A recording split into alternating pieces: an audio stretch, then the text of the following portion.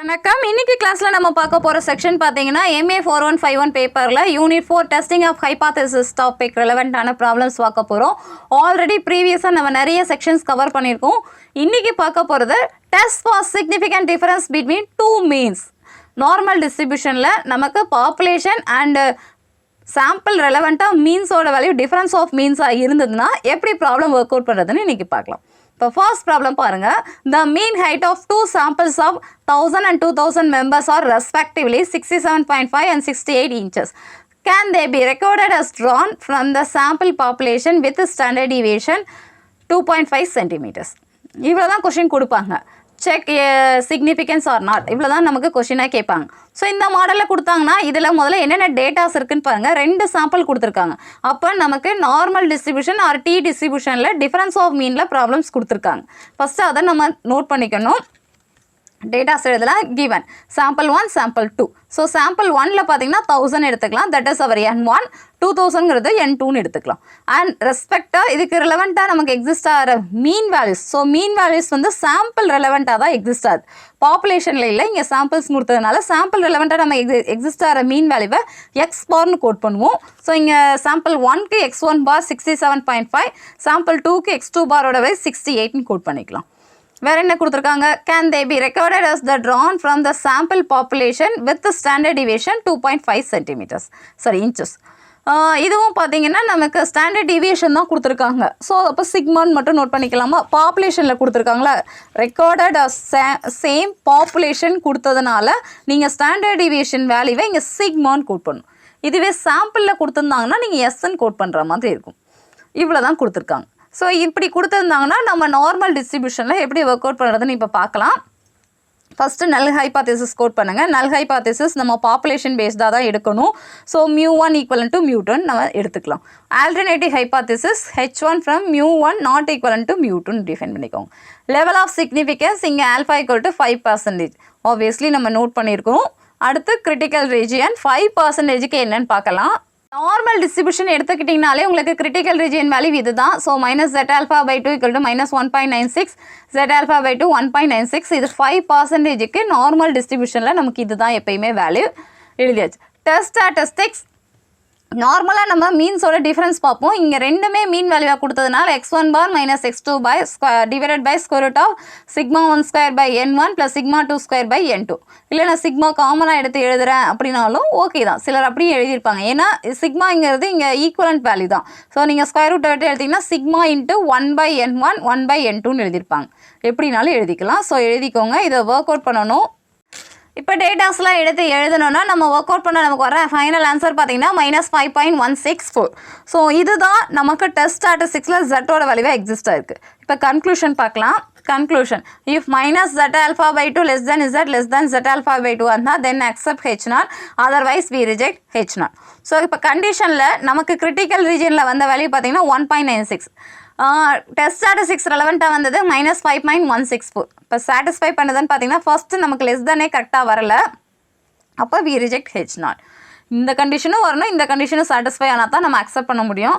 Thus, two samples cannot be recorded as drawn from the same population with sigma equal to 2.5 inches. அப்போ நமக்கு alternative ஹைபாத்தீசிஸ் தான் இங்கே satisfy ஆகும். அதை மட்டும் இங்கே நோட் பண்ணால் போதும். இவ்வளோதான். இந்த மாடல் நார்மல் டிஸ்ட்ரிபியூஷன் எடுத்துக்கிட்டிங்கன்னா உங்களுக்கு கிரிட்டிக்கல் ரீஜன் வேல்யூ சேம் தான். அது சிங்கிள் மீனாக இருந்தாலும் இல்லை, டிஃப்ரென்ஸ் ஆஃப் மீன் ப்ராப்ளமாக இருந்தாலும் சேம் தான். நம்ம 4th ஸ்டெப் வரை எழுதுவோம். 5th ஸ்டெப்பில் டெஸ்ட் ஸ்டாட்டிஸ்டிக்ஸ் கிவன் டேட்டா ரெலவெண்ட்டாக நமக்கு மாறும். ஃபார்முலாக்கு ஏற்றபடி நம்ம டேட்டாலாம் அப்ளை பண்ணோம்னா கன்க்ளூஷன் சேம் ப்ரொசீஜர் தான், அதே மாடல் தான்.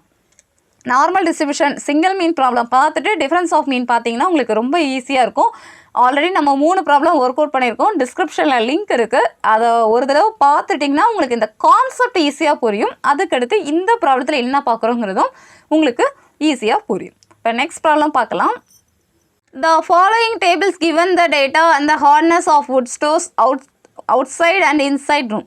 ஸோ டேட்டாஸ் கொடுத்துருக்காங்க. சாம்பிள் சைஸ் அவுட் சைட்னா நீங்கள் 40, இன்சைட்னா 110. சாம்பிள் மீன் பார்த்தீங்கன்னா 117, 132. Sum of squares of deviation of mean, அதாவது ஸ்டாண்டர்ட் டீவியேஷன் டேட்டா தான் நமக்கு தேவை. அதுக்கு பதிலாக இவங்க ஒரு data sum of squares of, அதாவது எக்ஸ் மைனஸ் x1 பார் இப்படி நம்ம நோட் பண்ணுவாங்க. அந்த வேல்யூ தான் நமக்கு கொடுத்துருக்காங்க. 8655 அண்ட் 27244 கொடுத்துருக்காங்க. டெஸ்ட் சிக்னிஃபிகன்ஸ் ஆர் நாட், இவ்வளோ தான் கொஷின். இந்த மாதிரி கொடுக்குறாங்கன்னா நீங்கள் நார்மல் டிஸ்ட்ரிபியூஷனில் எடுக்கணும். ஏன்னா உங்களுக்கு சைஸ் கொடுத்துருக்காங்க அண்ட் மீன் கொடுத்துருக்காங்க. இந்த வேல்யூவை நீங்கள் ஸ்டாண்டர்ட் டீவியேஷன் ரெலவெண்ட்டாக இப்போ மாற்றணும். அது எப்படி மாற்றுறதுன்னு இப்போ பார்க்கலாம். சொல்யூஷன் கிவன் டேட்டா N140 நமக்கு கொடுத்துருக்கிறதுல அவுட் சைடில் சைஸ்ன்னு கொடுத்தது N1, இது N2ன்னு எடுத்துக்கோங்க. சாம்பிள் மீன்கிறப்ப this is our x1 bar x2 bar. And standard டீவியேஷனுக்காக S1 ஸ்கொயர் ஈக்குவலன் டு என்ன நம்பர் கொடுத்துருக்காங்களோ டிவைடட் பை n. அப்போ என்னங்கிறது இங்கே 40. ஸோ ஒர்க் அவுட் பண்ணால் உங்களுக்கு வருது 216.375. அடுத்த வேல்யூ பார்த்தீங்கன்னா S2 ஸ்கொயருங்கிறப்ப S2 ஸ்கொயரோட வேல்யூ 27244. அந்த வேல்யூவை எடுத்துகிட்டு நீங்கள் டிவைடட் பை N2ஓட வேல்யூ 110. ஸோ இதை டிவைட் பண்ணிங்கன்னா உங்களுக்கு வந்திருக்க ஆன்சர் 247.67. இதுதான் நமக்கு S1 square and S2 square value. Next as usual same steps தான். நல் ஹைபாத்தசிஸ் H0 டிஃபைன் பண்ணணும். H0 from μ1 equal to μ2 not affected. So affect ஆகாத கேசஸ் தான் நம்ம எப்பயுமே μ1 ஈக்குவலன் டு μ2ன்னு எடுத்துக்குவீங்க. பாப்புலேஷன் பேஸ் தான். ஆல்டர்னேட்டிவ் ஹைபாத்தசிஸ்னால் ஹார்னஸ் இஸ் அஃபெக்டட். இது நம்ம இங்கே எழுதுகிற இதுக்கூட எக்ஸ்பிளனேஷன் தான். So μ1 which is not equal to μ2. அடுத்து level of significance. Level of significance பார்த்தீங்கன்னா ஆல்ஃபா ஈக்குவல் டு 5%. ஸோ இது ஆப்வியஸ்லி நம்ம கொஷனில் கொடுத்தா எடுத்து எழுதிக்கோங்க, இல்லைனா நீங்கள் டேரெக்டாக 5% நோட் பண்ணிக்கலாம். Critical region 5%. இந்த ப்ராப்ளத்துலேயும் நமக்கு எந்த ஒரு கண்டிஷனுமே கொடுக்கல. லெஸ் தேன் கிரேட்டர் தேன் எதுவுமே ஸ்பெசிஃபிக்காக கொடுக்கலங்கிறப்ப நம்ம டூ டைல் டெஸ்ட்லேயே டிஃபைன் பண்ணிக்கலாம். டூ டைல் டெஸ்ட்டில் 5%ஓட வேல்யூ -1.96 to 1.96 நோட் பண்ணிக்கோங்க. Test status X formula already தெரியும். நீங்கள் பாப்புலேஷன் பேஸ்டாக கொடுத்தாங்கன்னா நீங்கள் சிக்மா நோட் பண்ணுவீங்க. சாம்பிள் பேஸ்டாக தான் இப்போ நமக்கு டேட்டா கன்வெர்ட் பண்ணியிருக்கோங்கிறப்ப S1ல் தான் கூப்பிடணும். இது ரொம்ப முக்கியம். பாப்புலேஷனில் கொடுத்துருக்காங்களா சாம்பிளில் கொடுத்துருக்காங்களாங்கிறத தெரிஞ்சு நம்ம ஸ்டாண்டர்ட் டிவியேஷனை ஒர்க் அவுட் பண்ணணும். நோட் பண்ணிக்கோங்க. அதுக்கடுத்து நம்ம டேட்டா எல்லாமே இங்கே அப்ளை பண்ணி ஒர்க் அவுட் பண்ணிங்கன்னா நமக்கு வர ஃபைனல் ஆன்சர் -5.4198. இது Z-ஓட வேல்யூ. இப்போ கன்க்ளூஷன் பார்க்கலாம். -z alpha by 2 less than z alpha by 2. Then accept H0, otherwise we reject H0. அதாவது நமக்கு ஃபிக்ஸ் பண்ண கிரிட்டிக்கல் ரீஜன் வேல்யூ தான் கிரேட்டர் தானாக இருக்கணும், அவ்வளோதான். இப்போ வேல்யூ பார்த்தீங்கன்னா கிரிட்டிக்கல் ரீஜன் வேல்யூ 1.96, பட் நமக்கு டேட்டா பார்த்தீங்கன்னா -5.4198 இருக்குது. இந்த ரெண்டத்தையும் நீங்கள் கம்பேர் பண்ணிங்கன்னா நெகட்டிவ் ஆர்டரில் நமக்கு சாட்டிஸ்ஃபை ஆகலை. therefore H0 is rejected. The hardness is affected. That means H1 accepted. So H1 acceptedங்கிறதுக்கு தான் நம்ம இந்த மாதிரி லைன் எழுதியிருக்கோம். இவ்வளோ தான் இந்த ப்ராப்ளம். ஸோ இந்த ப்ராப்ளத்துலேயும் நம்ம டேரெக்டாக சிம்பிளாக தான் ஒர்க் அவுட் பண்ணியிருக்கோம். இப்போ நெக்ஸ்ட் ப்ராப்ளம் இதே மாதிரி ஒரு ப்ராப்ளம் பார்க்கலாம். The sample of size 400 and 500 have mean 10.9 and 11.5 respectively. Can the samples be recorded as drawn from the same population with a variance 25? இதுதான் நம்மளுடைய கொஷின். ஸோ இந்த கொஷின்லேயே பார்த்தீங்கன்னா சைஸஸ் N1 அண்ட் N2 கொடுத்துருக்காங்க. ரெலவெண்ட்டாக நமக்கு மீன் வேல்யூ கொடுத்துருக்காங்க. So இதுவும் சாம்பிள்ஸில் கொடுத்ததுனால X1 X2 தான் நம்ம எடுக்கிற மாதிரி இருக்கும். டேட்டாலாம் எடுத்து எழுதிக்கோங்க. Sample 1 sample 2. N1ஓட வேல்யூ 400, N2ஓட value 500. X1 bar value 10.9, X2 பாரோட வேல்யூ 11.5. வேரியன்ஸ்னு கொடுத்துருக்காங்க. ஸோ நமக்கு பாப்புலேஷன் பேஸ்டாக தான் கொடுத்துருக்காங்க. பாப்புலேஷனில் கொடுத்தா நீங்கள் சிக்மான்னு கோட் பண்ணணுமா? So sigma square equal to 25. But நம்ம ப்ராப்ளத்தில் ஃபார்முலாவில் நம்ம எடுக்கும்போது எடுத்துக்கோங்க. சேம் வேல்யூங்கிறப்ப நம்ம சிக்மாவோட வேல்யூ இங்கே நோட் பண்ணிக்கோங்க. அடுத்த ஆஸ் யூஷுவல் நோட் பண்ணிக்கலாம். நல் ஹைபாத்தசிஸ் H0ங்கிறது μ1 ஈக்குவலன் டு μ2. ஆல்டர்னேட்டிவ் ஹைபாத்தசிஸ்னால் H1ங்கிறது μ1 not equal to μ2. Population mean பேஸாக எடுத்தாச்சு. Level of significance alpha equal to 5%. ஒரே மாதிரி தான் நம்ம எல்லா ப்ராப்ளமும் ஒர்க் அவுட் பண்ணுவோம். கொஷினில் டேட்டாஸ் மட்டும்தான் மாறும். அதை தெரிஞ்சுக்கிட்டால் இந்த மாடல் நமக்கு ரொம்ப ரொம்ப ஈஸியாக இருக்கும். கிரிட்டிக்கல் ரீஜன் 5%னா நார்மல் டிஸ்ட்ரிபியூஷனை பொறுத்தவரை 1.96, இங்கே 1.96. அதையும் நோட் பண்ணிக்கலாம். டெஸ்ட் ஸ்டாட்டிஸ்டிக்ஸ் பார்த்தீங்கன்னா நம்மளுடைய formula Z equal to x1 bar minus x2 bar divided by square root of sigma 1 square by n1 plus sigma 2 square by n2. இந்த இடத்துல நமக்கு பாப்புலேஷன் பேஸ்டாக கொடுத்தாங்கன்னா நம்ம அதை தான் இங்கே எடுத்து எழுதுகிற மாதிரி இருக்கும். ஸோ டேட்டாஸில் அப்ளை பண்ணுங்கள். இது நீங்கள் 25 இங்கே எழுதினாலும் சரி, இல்லை வெளியில் 5 எழுதினாலும் சரி, சேம் தான். ஸோ இதை ஃபைனல் ஆன்சர் பார்த்தீங்கன்னா -1.78. இதுதான் நமக்கு Z-ஓட வேல்யூ. அடுத்து conclusion. If minus z alpha by 2 less than z alpha by 2 வந்தால் then we accept h0, otherwise we reject h0. இப்போ டேட்டா 5%ல நமக்கு டேபிளில் வந்திருக்க வேல்யூ நமக்கு தெரியும், கிரிட்டிக்கல் ரீஜனில் -1.96 to 1.96. இப்போ வந்திருக்கிற z வேல்யூ -1.78. இந்த வேல்யூ நீங்கள் கம்பேர் பண்ணிங்கன்னா உங்களுக்கு கரெக்டாக தான் சாட்டிஸ்ஃபை ஆகும். லெஸ் தானை பொறுத்தவரை நெகட்டிவில் இருந்ததுன்னா நமக்கு லீஸ்ட் வேல்யூ தான் ஹையஸ்ட் வேல்யூ ஆகும்.